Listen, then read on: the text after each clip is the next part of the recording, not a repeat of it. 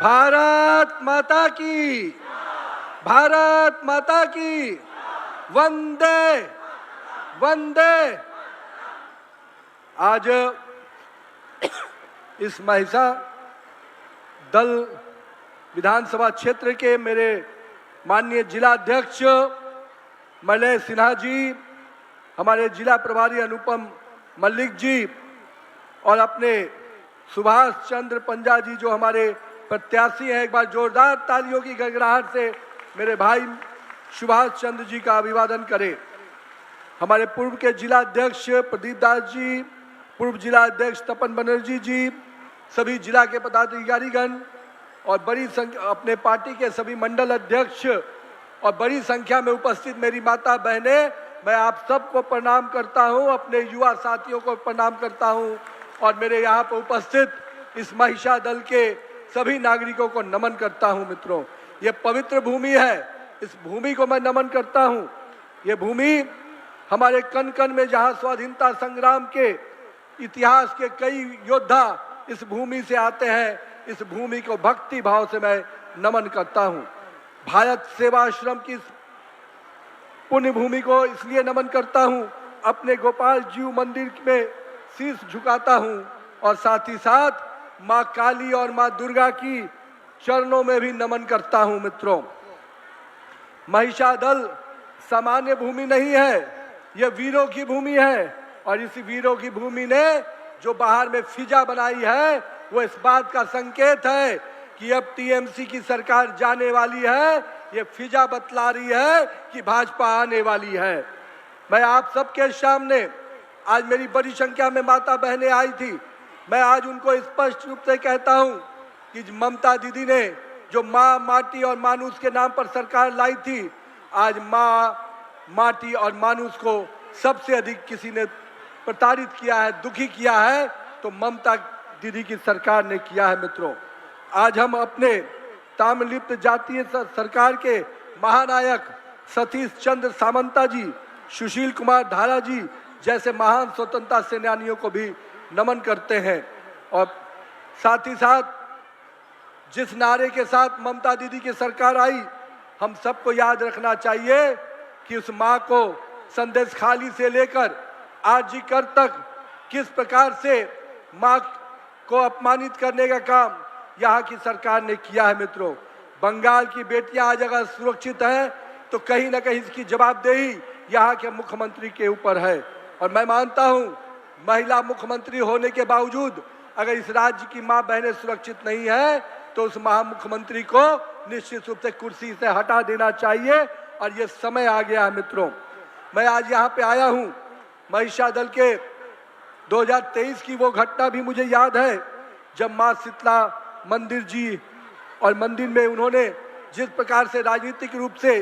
यहाँ के लोगों को परेशान करने का काम किया, यहाँ के लोगों को, परिवारजनों को प्रसाद लेने से रोकने का काम किया।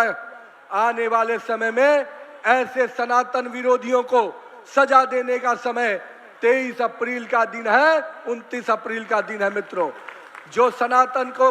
अपमानित करेगा, जो सनातन की परंपराओं को चोट पहुंचाएगा, सनातन वैसे परंपराओं को चोट पहुंचाने वाले को सजा देने को तैयार खड़ा है। मित्रों, मैं आज आपके सामने दिसंबर 2025 में जो रात में हुआ, आधी रात में मां सरस्वती, मां काली की मूर्तियों को तोड़ा गया, मैं अपने उन मूर्तिकारों को रोजगार के माध्यम से जो क्षति पहुंचाई गई, हम अपने विश्वास और आस्था के साथ खेलने वाले को सजा देने को तैयार खड़े हैं। मित्रों, आइए, वो समय आ गया है जिस समय इस राज्य में मैं कहता हूं कि जब मां सुरक्षित नहीं है और यहाँ के माटी को किसी ने अपमानित करने का काम किया, यहाँ की माटी को कहीं ना कहीं बांग्लादेशी घुसपैठियों को देने का काम किया, यहाँ के मिट्टी पर अगर हक था तो पश्चिम बंगाल के लोगों का हक था, उस मिट्टी को भी अपमानित करने का काम यहाँ की सरकार ने किया है। मित्रों, साथ ही साथ मानुष जो यहाँ के लोग थे उनको रोजगार देने के बजाय उनको पलायन के लिए मजबूर किया। आपको याद होगा दीदी जो नंदीग्राम के आंदोलन से सत्ता में आई, लेकिन दीदी ने नंदीग्राम से कुछ सीखा नहीं। यहाँ के युवाओं को न रोजगार मिला, न अवसर मिले, और यहाँ का युवा कहीं ना कहीं आज पलायन के लिए मजबूर हुआ है। तो ऐसे समय पे हम सबको ये चिंता करनी चाहिए कि ऐसी सरकार को हमको उखाड़ फेंकना है। मित्रों, आज नारी शक्ति अधिनियम जब हमारे नेता नरेंद्र मोदी जी ने पूरे देश में महिलाओं को अधिकार दिलाने के लिए, महिलाओं को हिस्सेदारी दिलाने के लिए जिस प्रकार की प्रयास किया, संसद के सत्र में पूरों को महिलाओं को आरक्षण देने के लिए जो बिल लाया, तो आपकी ममता दीदी की जो यहाँ सरकार है, इनके सांसदों ने, टीएमसी के सांसदों ने उस आरक्षण को देने का विरोध किया है। मित्रों, आज मैं अपने महिला शक्ति से आग्रह करता हूं, ऐसी जो सरकारें जो यहाँ के महिलाओं को अधिकार छीनती हैं, जो यहाँ के महिलाओं को असुरक्षित करती है, उसको निश्चित रूप से सजा देने का समय आ गया है। मित्रों, अगर यहीं पर मुस्लिम को आरक्षण देने की बात आती तो ममता दीदी के सांसद 100 कदम चलकर सुप्रीम कोर्ट संसद के भवन में जाते और मुस्लिम के आरक्षण की वकालत करते, पर जब महिलाओं को आरक्षण देने की बात आई तो उनको निश्चित रूप से विरोध नजर आया। मैं आज आपके सामने दिल्ली से कोलकाता के इस कैंपेन में आया हूं। मैं आज पार्टी के कार्यकर्ताओं से, अपने सभी लोगों से कहता हूं, चलिए आज 2026 में पूरी तरह से पश्चिम बंगाल की फिजाएं बदली हुई हैं। इस बदली हुई फिजाओं में निश्चित रूप से वो समय आ गया है जो लंबे समय तक एक ग्रहण लगा हुआ था इस पश्चिम बंगाल में, कभी कम्युनिस्टों का, कभी कांग्रेस का, अब टीएमसी का। इस ग्रहण से इस राज्य को मुक्ति दिलाइए और 4 मई को भारतीय जनता पार्टी की डबल इंजन की सरकार बनाइए। मित्रों, यह समय अपने माटी के लोगों को पहचान आगे बढ़ाने का है। मित्रों,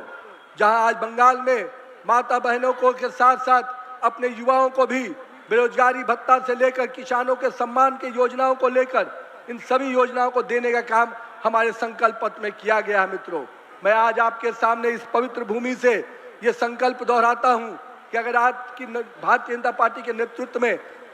नरेंद्र मोदी के नेतृत्व में जो सरकार बनेगी, निश्चित रूप से यहाँ के हर आवाम के चेहरे पे खुशी लाने का काम हमारी सरकार करेगी। और कहीं ना कहीं जो बांग्लादेशी घुसपैठियों को जिस प्रकार से यहाँ बसाने का प्रयास किया जा रहा है, हम निश्चित रूप से उनको डिलीट भी करेंगे, डिमोट भी करेंगे और डिपार्ट भी करेंगे, यानी यहाँ के लोगों को ही उसका हक मिले, इसकी चिंता हमारी सरकार करेगी। मित्रों,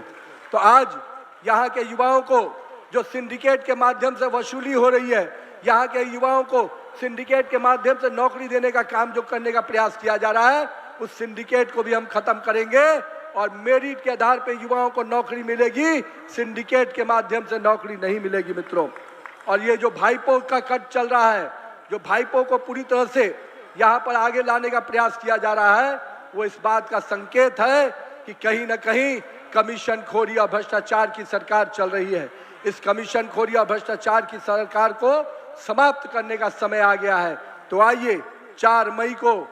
पूरे पश्चिम बंगाल में कमल को खिलाइए और नरेंद्र मोदी के नेतृत्व में डबल इंजन की सरकार बनाइए। बहुत बहुत धन्यवाद।